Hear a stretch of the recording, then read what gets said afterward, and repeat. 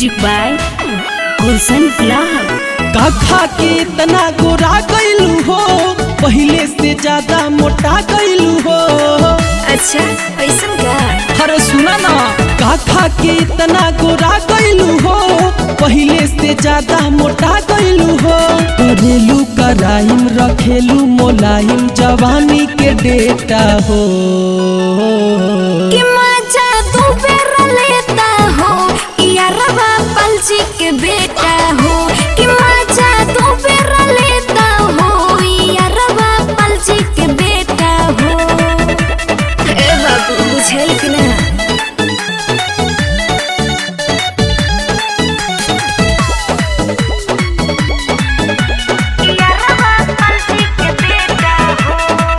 हमरो से कला गोरिया तनिका सा प्यार हो। मार दी ही गोली अरवा हो रंगदार हो। अरे तूने बचिए के रही है। हमरो से कला गोरिया तनिका सा प्यार हो। मार दी ही गोली अरवा हो रंगदार हो। बनी पगलाइल दिल तोहरे पयाइल, बारू मन के चहेता हो। अरे तो सुनो ना कि मजा तू बेरा लेता हो, यारवा पलची के बेटा हो।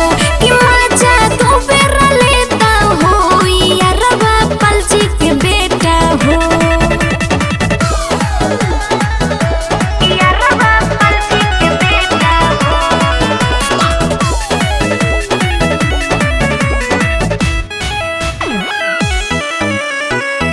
देखही में लागतारू माल बड़ी धांसू। सेवा पानी करेला दीपक पिरियांसु। अच्छा ऐसन का? देखही में लागतारू माल बड़ी धांसू। सेवा पानी करेला दीपक पिरियांसु। पीछे गुलशन गुलाब गोरी दे दा जवाब, हट पोरी की नेता हो। अरे तो सुनो ना कि मजा तू बेरा लेता हो, यारवा पलची के बेटा हो। कि मजा तू बेरा लेता हो, यारवा पलची के बेटा हो। अरे झूठो चक्कर में पड़ल बड़ा ये बाबू।